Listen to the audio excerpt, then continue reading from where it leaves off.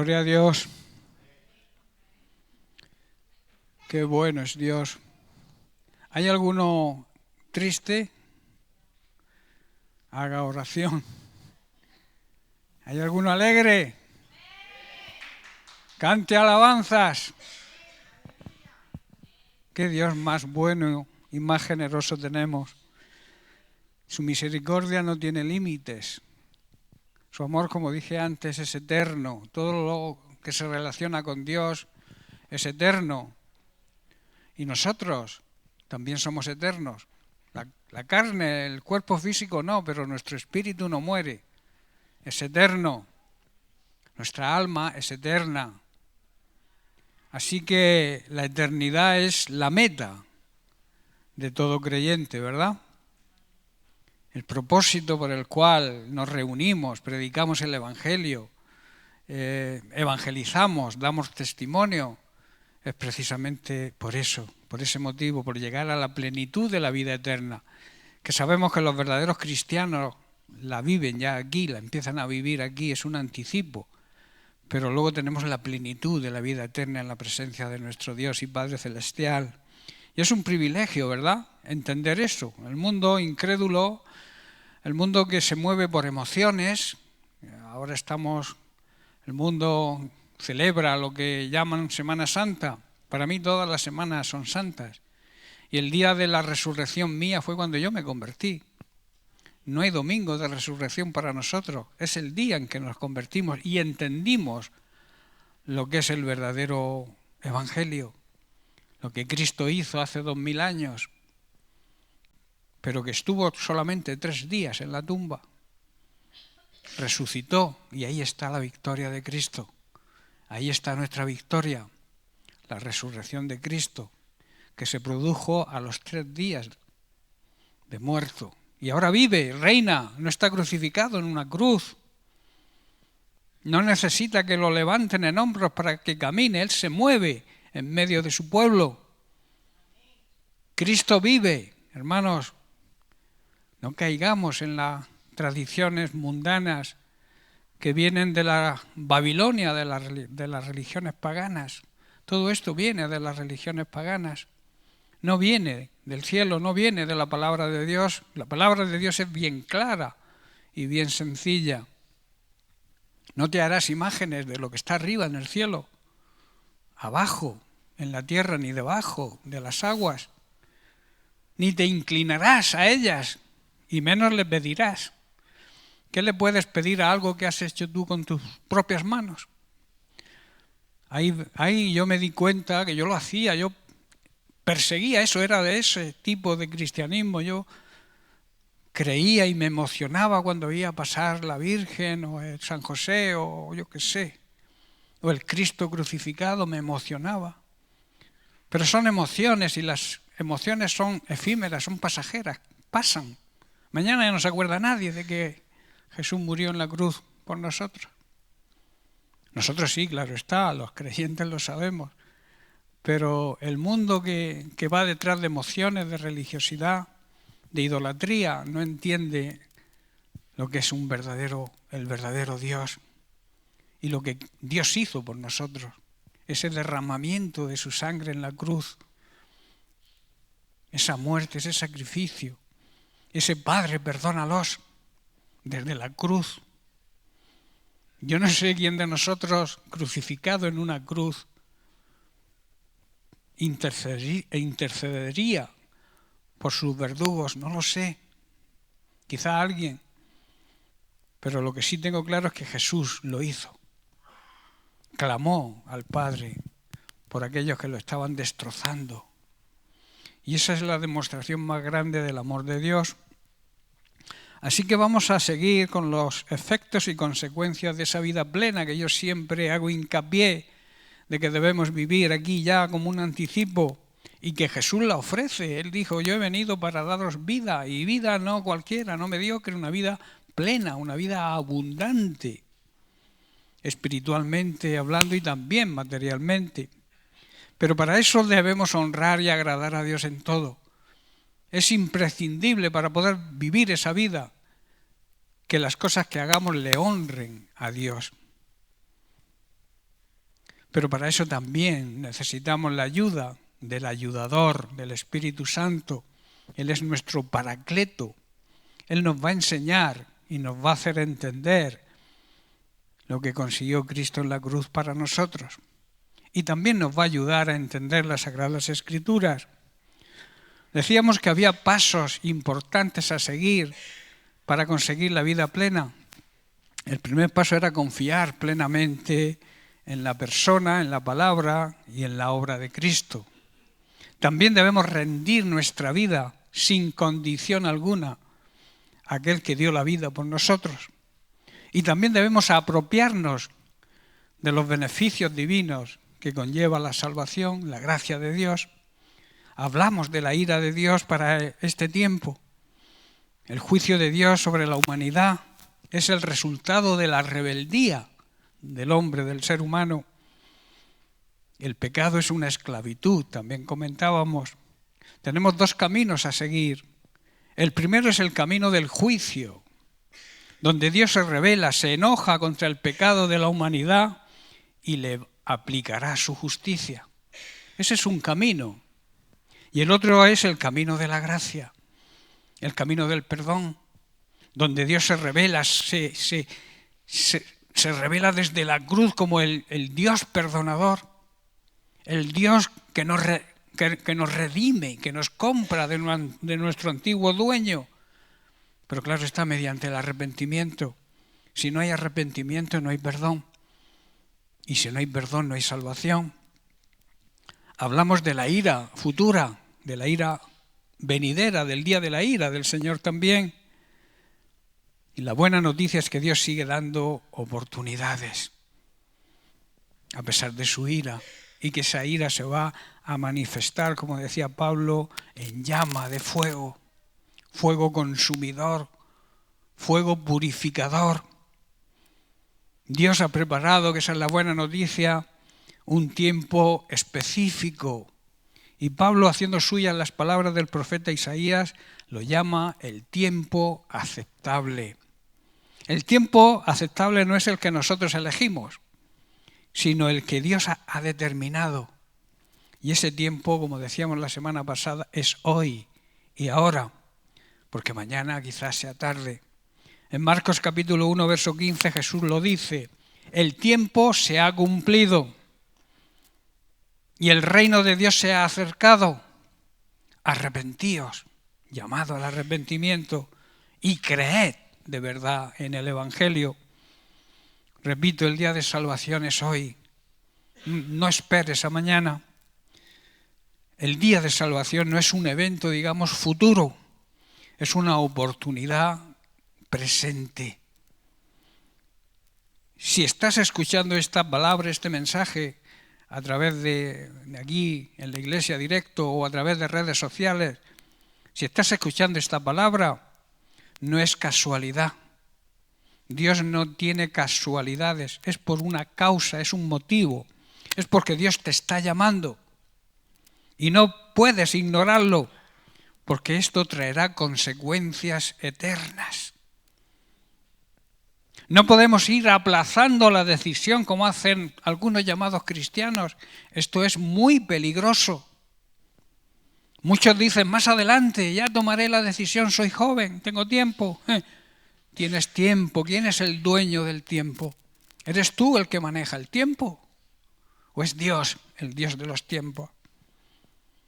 Más adelante dejaré de pecar. Tendré tiempo de arrepentirme. Tremendo error. Cuando sienta, digamos, una emoción especial. Pero, hermanos, no se trata de emociones, sino de tomar decisiones que van a repercutir en nuestra eternidad. Pero preguntaros, si ese más adelante nunca llega y la puerta se cierra, ¿qué ocurre? El enemigo de tu alma, el diablo, no necesita que le digas no a Dios, solamente necesita que le digas todavía no. Debes saber que te estás jugando tu eternidad, tu condenación o tu salvación. Estás dejando pasar quizás la última oportunidad. La palabra de Dios nos dice muy clarito, no endurezcáis vuestros corazones. Si hoy, el día de hoy y ahora, oyes la voz de Dios, responde. Esto va dirigido, digamos, a personas incrédulas. Me diréis, pero yo digo que también va dirigido a los creyentes que viven en pecado, que tienen el pecado como una práctica normal y usual, que tienen a un Dios que les permite el pecado. Ese no es mi Dios. Debes saber que cuando clamas a Dios de forma sincera, Dios te oye y te socorre. Pero tienes que hacerlo sinceramente. Esto es gracia de Dios pura, hermanos. No es que buscamos a Dios de nuestra propia iniciativa, sino que Él nos busca primero y nos hace un llamado santo, un llamado a la salvación, al arrepentimiento. Él nos busca a nosotros gracias a su misericordia y su amor eterno. Si no conoces a Cristo, este es tu momento de salvación. Si estás apartado, hoy es el día de reconciliación. Si estás tibio, ahora es el momento de volver con pasión al Señor y encender la llama, encender el fuego que arde y que quema toda la hojarasca. Si sabes que vives en pecado, toma ya la decisión de dejarlo. No esperes a mañana. Repito, quizás mañana sea tarde, porque el día de salvación sigue siendo hoy y ahora. No apagues la voz del Espíritu Santo. No dejes este llamado a la salvación en el olvido. Es tu decisión. El cielo te está esperando. Voy a cambiar de micro.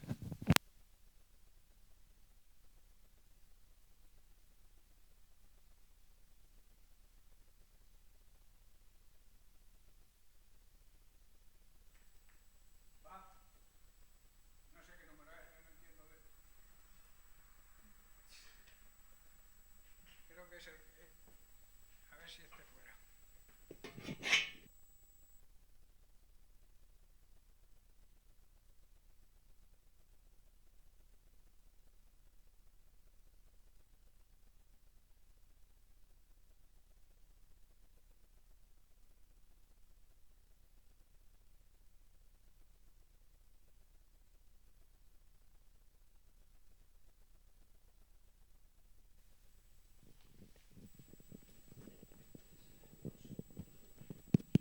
Ya lo tengo. Bien, pues ya funciona uno por lo menos. Gloria a Dios. Bueno, seguimos. Repito, no debemos apagar la voz del Espíritu Santo y no dejar este llamado que Dios nos hace para mañana. No podemos dejar la salvación en el olvido. Es nuestra decisión. Dios te está esperando con los brazos abiertos, pero tú decides. Nadie te va a obligar a entrar al cielo, a empujones, como yo suelo decir. Tú tienes que desearlo y tienes que decidir por tu vida, por tu eternidad. Dios, que no quiere la muerte, la condenación de nadie, del pecador, desea la salvación para todos, pero nos llama y nos advierte por boca del mismo Jesús, huir de la ira venidera. Mateo 3, verso 7. Dice, habiendo llevado Él sobre sí mismo en su gracia maravillosa la ira de Dios por nuestros pecados, para que pudiéramos quedar libres de la maldición que conlleva vivir de espaldas a Dios. Jesús lo dijo, huir de la ira venidera. En Gálatas capítulo 3, verso 13 dice Pablo, Cristo nos redimió de la maldición de la ley, hecho por nosotros maldición. Él se hizo maldición para que nosotros tuviéramos bendición. Vaya un intercambio que hizo, ¿verdad? Porque está escrito, según la ley, maldito todo el que es colgado en un madero. Yo quiero profundizar en este versículo bíblico y poder así aplicarlo de una forma directa a nuestra vida cristiana, entenderlo bien, pero siendo fieles al texto. Hay quien tergiversa los versículos para que digan lo que ellos quieren que diga. Y quiero poner énfasis en la obra redentora de Cristo. Cristo nos redimió. La obra redentora de Cristo. Podemos resumir este versículo en 2 palabras muy sencillas. Cristo ocupó nuestro lugar. Podemos pensar lo que queramos, podemos decir lo que queramos, podemos ser religiosos, podemos seguir una determinada religión, pero si no entendemos que Cristo ocupó nuestro lugar, estaremos perdiendo el tiempo. Debemos entender lo que significa la redención que Cristo ganó para nosotros. Estamos ante uno de los versículos, digamos, más gloriosos y a la vez más importantes y conmovedores de todo el Evangelio. El apóstol Pablo, en su defensa apasionada del Evangelio de la Gracia, nos conduce al corazón, a la misma base de la vida cristiana, a la esencia de la salvación, que no es otra que la obra redentora de Cristo. Él ocupó nuestro lugar, Él fue nuestro vicario. Vicario significa sustituto. Él nos sustituyó en la cruz. Nosotros estábamos condenados. La sentencia del juez era firme, condenación eterna.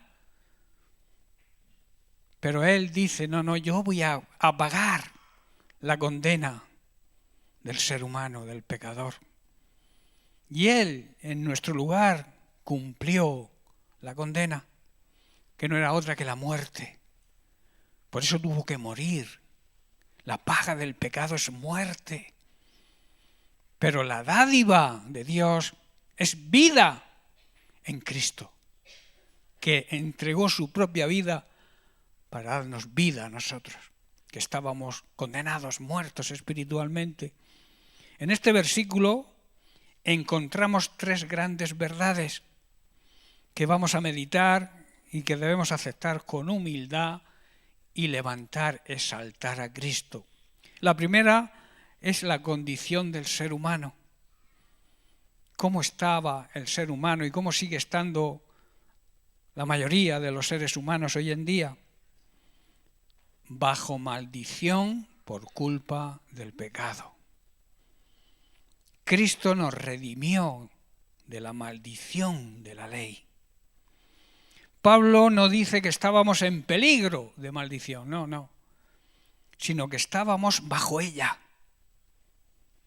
La ley de Dios, la palabra de Dios es santa, justa y buena, pero nosotros al quebrantarla nos colocamos bajo la maldición. Nosotros mismos, Dios no quiere que estemos bajo maldición, pero cuando desobedecemos la palabra de Dios, nosotros mismos nos ponemos bajo maldición.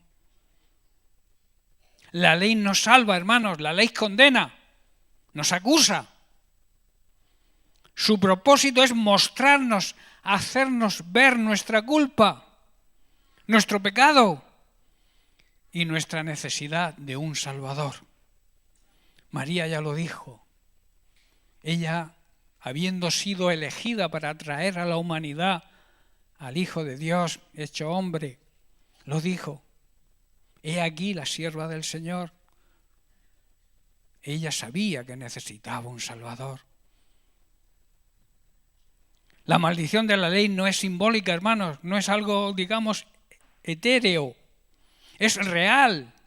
Y todos, sin excepción, estábamos en esa condición antes de convertirnos a Dios. Estábamos bajo maldición. El problema es que hoy siguen muchos estando en esa condición. Los que no creen y muchos también de los que dicen que creen. Por eso nuestras vidas a veces son vidas mediocres, vidas con problemas, dificultades. ¿Por qué? Porque el pecado nos trae maldición. El pecado es una realidad muy seria, hermanos. No podemos tomarlo a broma o no darle la importancia que se merece. El pecado es algo muy serio y muy peligroso, porque pone en juego nuestra eternidad. La vida de aquí es efímera, es muy corta. Ayer lo comentábamos viendo una película de hace 70 años. Decíamos, si parece ayer que la vimos por primera vez cuando éramos niños. Una película de Joselito, que tiene 82 años ya y la hizo cuando tenía 10. Pues figúrate los años que tiene la película. Hicimos, ¿cómo pasa el tiempo? No te das cuenta cómo pasa el tiempo, pero pasa. ¿Te crees que vas a ser joven toda tu vida? ¿Te crees que porque eres joven no estás en peligro? El peligro está cuando no aceptamos la redención de Cristo. El pecado, repito, es una realidad muy seria. Y el pecado no es simplemente un error o una debilidad. Es una ofensa a Dios, que es 3 veces santo. Y por tanto ese pecado merece la justa y justificada ira de Dios, el enojo de Dios. Esa es la primera verdad. La segunda verdad se refiere a la obra de Cristo. Redención mediante sustitución. Cristo nos redimió, hecho por nosotros maldición. Esta es una de las verdades y noticias más gloriosas del Evangelio. Cristo no vino solo a ser un ejemplo a seguir, ni un maestro para la enseñanza del camino de salvación, sino que vino a ser un redentor, aquel que pagaba el precio de nuestra esclavitud al pecado. Redimir significa rescatar o sacar de la esclavitud a un esclavo pagando un precio, comprar de nuevo algo que se había vendido o que se había tenido antes. Antes de pecar éramos de Él. Al pecar y seguir pecando le pertenecemos a otro Padre. Pero Cristo nos vino y pagó el rescate y nos compró a nuestro antiguo dueño. La palabra redimió se remite al antiguo mercado de esclavos, cuando se compraban y se vendían personas, que gracias a Dios ya no se usa. Pero en tiempos de Jesús era muy normal la compra y la venta de esclavos. Nosotros, antes de convertirnos, éramos esclavos. Estábamos atados por el pecado y como consecuencia por la condenación, por la muerte espiritual. Y Cristo vino a pagar el precio, no con oro ni plata, hermanos, con su propia sangre. ¿Cómo lo hizo? Pablo dice que lo hizo hecho por nosotros maldición.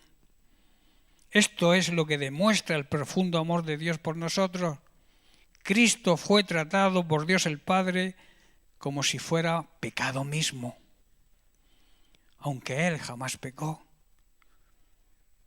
Pero Él se convirtió en pecado cuando cargó con todos los pecados de la humanidad. En 2 Corintios capítulo 5, verso 21, Pablo lo expresa muy bien. Dice, al que no conoció pecado, o sea, al que nunca pecó, por nosotros Dios lo hizo pecado, para que nosotros fuésemos hechos justicia de Dios en él, para que nosotros fuéramos declarados inocentes ante Dios. Pero claro, para eso se necesita arrepentirse.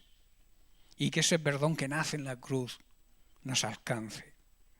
Dios Padre hizo por Cristo, que Cristo, que nunca pecó, fuese hecho pecado, fuera la ofrenda por nuestro pecado, el pago por nuestro pecado, para que nosotros pudiéramos estar de nuevo en una relación correcta con Dios. A través de su ofrenda fuimos declarados inocentes. En otras palabras, Jesús se convirtió en maldición, no porque lo mereciera, sino porque tomó nuestro lugar. Él cargó con lo que nosotros merecíamos. Pablo cita Deuteronomio cuando dice maldito todo aquel que es colgado en un madero. La cruz no era solo un instrumento de muerte, sino era un instrumento de vergüenza, de afrenta pública. Jesús fue afrentado públicamente. Sufrió ignominia, que es lo que significa afrenta pública. Siendo colgado en un madero, en una cruz, Cristo fue puesto públicamente como maldito. Todos conocían la ley y cuando vieron a Jesús crucificado en la cruz, lo consideraron maldito porque era lo que la ley decía. Todo aquel que era colgado en una cruz era maldito. La tercera verdad, el resultado para nosotros, libertad y bendición. Romanos capítulo 8, verso 1, dice Pablo, ahora pues, ninguna condenación. Qué tremendo, ¿verdad? Qué gozo de entender esto y de leerlo, repasarlo, meditarlo, estudiarlo. Ninguna condenación, ninguna maldición hay para los que están en Cristo Jesús, para los que viven de acuerdo a su palabra, para los que viven en obediencia, para aquellos que no viven en pecado. No hay maldición ninguna. No hay condenación para los que viven de acuerdo al Evangelio de Jesucristo, para los que creen en Él, le siguen y le obedecen. Para esos no hay maldición ninguna. Lo expresa muy bien Pablo. Ninguna condenación, ninguna maldición, si vives de acuerdo a la palabra de Dios, si vives de acuerdo a las enseñanzas de Cristo. Esto significa, hermanos, que no necesitamos vivir con una culpa arrastrada. Que a veces el enemigo no para de acusarnos, algo que Cristo ya cargó con esa culpa. Déjala.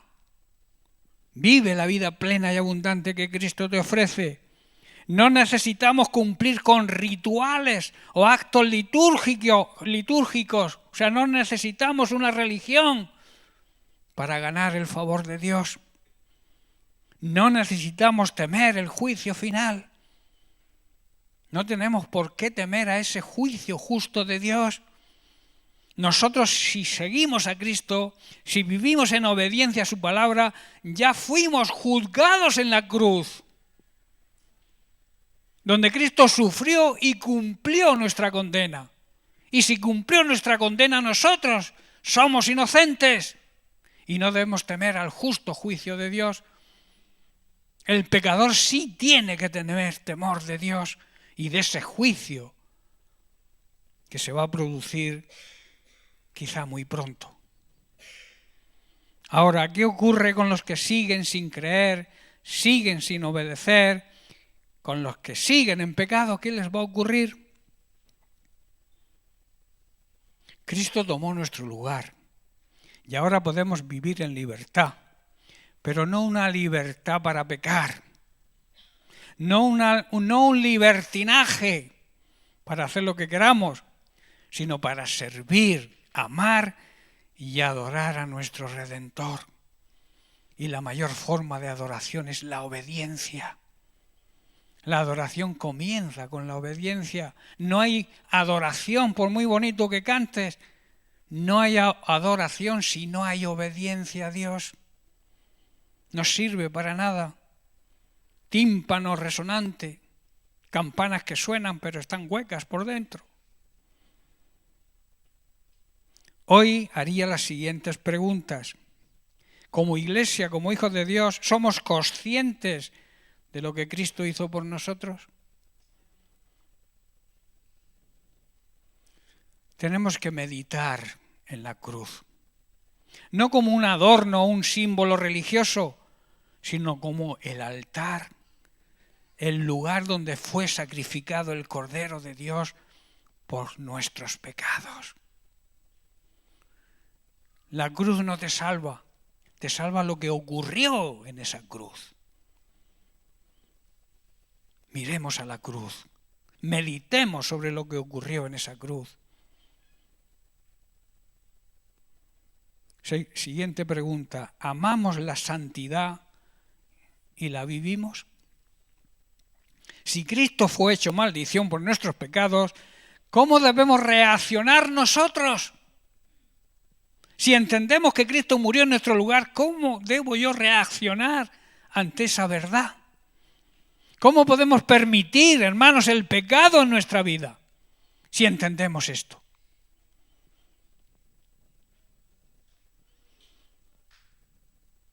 La cruz debe llevarnos a odiar aquello que le costó tan caro a nuestro Señor y Salvador Jesucristo. A odiar nuestro pecado. La redención nos debe conducir a vivir en santidad. La realidad del Evangelio, como estamos viendo, se basa en la redención, el precio que Jesucristo pagó por nosotros. La santidad debe ser la consecuencia de la redención. Entender la redención y devolverle al Señor y Salvador Jesucristo lo que se merece, que es nuestro arrepentimiento y nuestro alejamiento del pecado. Pablo en Romanos capítulo 1, versículos 1 y 2 dice: Pablo, siervo de Jesucristo, llamado a ser apóstol, apartado, en otras palabras, viviendo en santidad, santificado para el Evangelio de Dios, que él había prometido antes que por sus profetas en las Santas Escrituras. Pablo se consideraba ya no esclavo del pecado, sino esclavo de Cristo, y elegido por Dios para ser apóstol y enviado a predicar las buenas nuevas de salvación. Y les escribe esta carta a los romanos, pero que está vigente hoy para nosotros. Dios ya prometió esas buenas noticias de salvación hace mucho tiempo y lo hizo por medio de los profetas que vemos en las Sagradas Escrituras. Dios nos hace un llamado y cuando respondemos a ese llamado, Él nos aparta, nos llama a santificación, nos llama a vivir en santidad para la misma misión que Pablo, predicar y dar testimonio de Jesucristo, las buenas nuevas acerca de la salvación. Esas buenas nuevas, hermanos, nos hablan de lo que Cristo hizo, de la redención. Cristo nos rescata de la maldición de la ley y nos saca de la esclavitud, pero tuvo que pagar un gran precio, repito, su propia sangre. Él era el dueño del oro y de las riquezas de todo el mundo y podía haber pagado con eso. Pero Él pagó con su propia sangre, dedicó su vida mientras estuvo en la tierra, en servir a los demás, en enseñar el camino de salvación y luego como remate final entregó su vida física para que Dios nos perdonara a nosotros. Pero claro, eso necesita hacer algo de nuestra parte, necesita nuestro arrepentimiento. Cristo, mediante el precio de su sangre, nos rescató de la esclavitud del pecado. Dios nos creó y al crearnos éramos de su propiedad, pero el pecado nos hizo cambiar de propietario. El ser humano pasó a ser propiedad de otro dueño, el diablo, el padre, y de donde procede el pecado. Y su propósito no es otro que nuestra destrucción. En todos los sentidos, quiere nuestra destrucción física y también nuestra destrucción espiritual, la condenación. Cristo, mediante su sacrificio, nos volvió a comprar. Y mediante su muerte y resurrección nos devolvió a nuestro primer dueño, a nuestro Creador. En Romanos capítulo 3, verso 24, Pablo dice, siendo justificados. Justificados significa declarados inocentes, gratuitamente, por su gracia, el regalo de Dios, mediante la redención, claro está, que es en Cristo Jesús. Con una bondad que no merecemos, Dios nos declara justos, pero lo hace por medio de lo que Cristo hizo. quien nos liberó del castigo de nuestros pecados. Y en Efesios capítulo 1, verso 7, también dice Pablo, en quien tenemos en Jesucristo redención por su sangre, el perdón de pecados según la riqueza de su gracia. Hermanos, Dios es tan rico en gracia, en amor, en bondad, en misericordia, que compró nuestra libertad con la sangre de su amado Hijo y perdonando así nuestros pecados. Y en Colosenses 1:14 también Pablo dice, en quien tenemos redención por su sangre, el perdón de los pecados. Cristo nos rescató del reino de la oscuridad, del reino de la ignorancia, del reino de Satanás, del pecado, y nos trasladó al reino de su amado Hijo, que es la verdad, la transparencia y la santidad, el cual compró nuestra libertad y perdonó nuestros pecados. Mediante su redención, Jesucristo nos santificó, nos hizo santos. Hebreos capítulo 10, verso 10 dice, en esa voluntad somos santificados mediante la ofrenda, mediante el sacrificio del cuerpo de Jesucristo, que se hizo una vez y para siempre. No hay que repetir la muerte de Cristo. La Iglesia Católica lo hace con la misa. Cada vez que hace una misa, matan a Cristo. Ese es el sacrilegio más grande que se puede hacer con Dios. Matar, porque lo que hizo Jesús en la cruz no vale, hay que seguir matándolo para que Él siga perdonando. Eso es una falacia, es una gran mentira. Cristo murió una vez y lo hizo para siempre. Y cuando vuelva no va a venir en la misma condición, va a venir con autoridad, como un juez, a juzgar y a recoger también el fruto de su primera venida. Eso es tremendo. A veces mucha gente me pregunta qué diferencia hay entre los católicos romanos y los católicos evangélicos, porque católico significa universal. Nosotros somos católicos evangélicos, no romanos. Y hay muchas diferencias, y la más grande de todas es esa. A veces queremos suavizar. Hay incluso que lo llaman hermanos. Hermanos son los que tienen el mismo Padre. Mi Padre es Dios y es un Dios vivo, un Dios redentor, un Dios que perdona, un Dios que es justo y está vivo, no está muerto. La voluntad de Dios fue que el sacrificio de Jesucristo nos santificara, nos hiciera santos, pero una vez y para siempre. Nuestro llamado no es hacer hombres y mujeres santos. Nosotros no estamos llamados a hacer santo a nadie. Tú no puedes hacer santo a nadie, sino debes predicar el Evangelio de Cristo, y el Evangelio de Cristo comienza con la redención. La realidad del Evangelio no es ni la santidad, ni el cielo, ni el infierno. La realidad del Evangelio se basa en lo que Cristo hizo, redimirnos. Lo demás son consecuencias de que la redención se haga efectiva en nosotros. Y entonces somos santos, vamos al cielo, no vamos al infierno. Pero la base, la realidad del Evangelio es la redención. Y todos los que hemos sido redimidos, tenemos claro esa realidad, creo yo.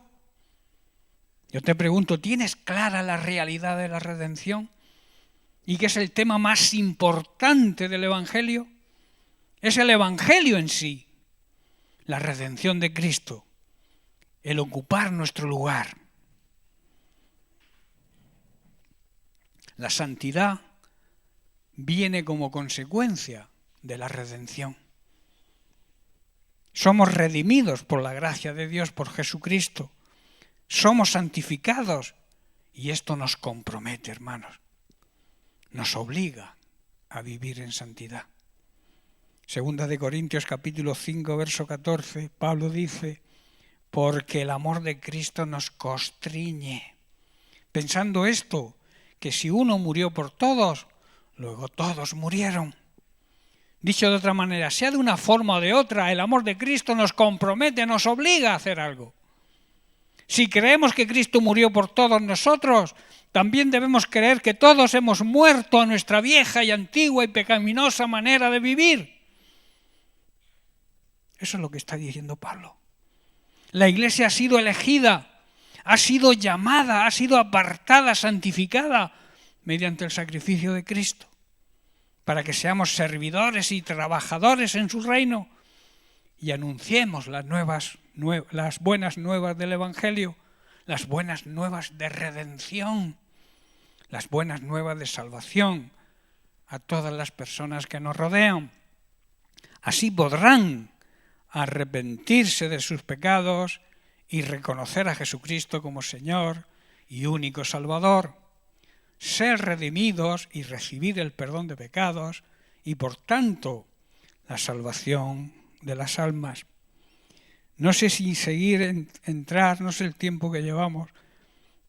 Yo creo que ya debería terminar para que lo que hemos recibido se nos quede bien, porque si se acumulan las cosas muy largas, a veces se nos olvida lo del principio, y lo del principio es súper importante. Lo vamos a dejar aquí y seguiremos la semana que viene con el siguiente punto. El siguiente punto trata, o la siguiente pregunta: ¿estamos descansando en su obra o intentando agradar a Dios por nuestros méritos? Recuerda, y te dejo con esto, la salvación no es por obras, es por fe, es por gracia, es por Cristo solamente. Las obras son necesarias. Las buenas obras Dios las preparó para que anduviésemos en ellas, para que las hiciéramos. Las buenas obras, hay que hacer buenas obras. La Biblia lo enseña así. Pero las buenas obras son consecuencia de la salvación. Tú haces buenas obras porque entiendes que Cristo murió por tus pecados, te redimió y te salvó. Y entonces tus obras son buenas. Amén. Bien, pues lo dejamos aquí.